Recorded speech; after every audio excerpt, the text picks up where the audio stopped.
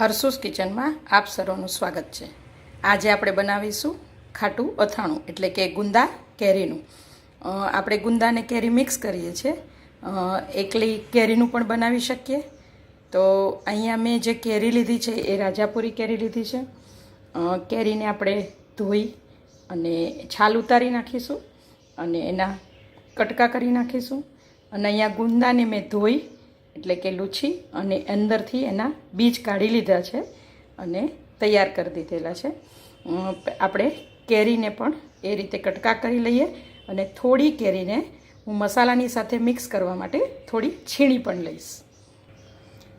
અહીંયા મેં કેરીને આ રીતે છાલ ઉતારી અને કટકા કરી લીધા છે। આની સાઈઝ તમારે જેટલી રાખવી એટલી રાખી શકો અને લગભગ 4 થી 5 ચમચી મોટી જેટલું મેં એ જ કેરીનું છીણ પણ તૈયાર કરી દીધેલું છે। અને અહીંયા જે મેં ખાટા અથાણાનો મસાલો લીધો છે એ મેં ઘરે બનાવેલો છે। એની રેસીપી અને એનું માપ આની અગાઉ મારા અથાણાની અંદર મેં તમારી સાથે શેર કરેલું જ છે, છતાં પણ કહું છું, આની અંદર મેં ધાણાના કુરિયા, મેથાના કુરિયા, રાઈના કુરિયા, કાશ્મીરી લાલ મરચું, તીખું લાલ મરચું અને તેલ ગરમ કરી અને ઠંડુ પાડી અને થોડું હિંગનું પ્રમાણ વધારી અને આ મસાલો બનાવેલો છે। જો તમે ઘરે મસાલો ન બનાવતા હોય તો તમે તૈયાર જે ખાટા અથાણાનો મસાલો બને છે એ તમે લાવી અને એનો ઉપયોગ પણ કરી શકો છો। તો હવે આપણે મસાલો મિક્સ કરીએ। અહીંયા બાઉલમાં લગભગ 150 થી 200 ગ્રામ જેટલો મેં મસાલો લીધો છે।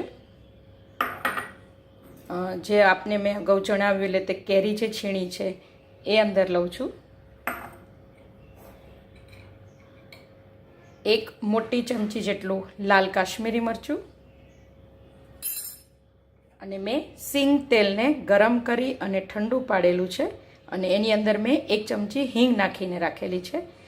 એ થોડું હલાવી અને અત્યારે આપણે 2 થી 3 ચમચી જેટલું અંદર મિક્સ કરીશું। બધો મસાલો આપણે મિક્સ કરી લઈએ। તમે જોઈ શકો છો કે આપણો મસાલો એકદમ સરસ તૈયાર છે। હવે જે આપણે જે ગુંદા લીધા છે, આ ગુંદાની અંદર આપણે આ બધો જ મસાલો ભરી અને પહેલાં ગુંદા તૈયાર કરી દઈશું। તમે જોઈ શકો છો કે ગુંદા આપણા ભરાઈને રેડી છે। હવે જે આ મસાલો છે એની અંદર આપણે પહેલાં કેરી છે એને ઉમેરી અને હલાવી લઈશું।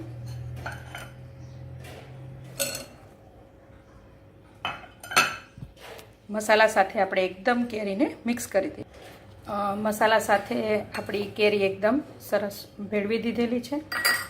એની અંદર આપણે આ ગુંદા ઉમેરી દઈએ અને ફરી બધો જ મિક્સ કરી દઈએ। આપણે ગુંદા અને કેરી એકદમ સરસ રીતે મિક્સ કરી દીધેલું છે। હવે અત્યારે હું આની અંદર 50 ગ્રામ જેટલું સિંગ તેલ, જે મેં પહેલાં જ તે હિંગ નાખીને ગરમ કરીને રાખેલું છે, એ એની અંદર ઉમેરું છું। પછી 1 કલાકથી 2 કલાક પછી અંદાજિત 100 ગ્રામ ગરમ કરી અને એને ઠંડુ પાડી અને તેલ આપણે આની અંદર ઉમેરીશું।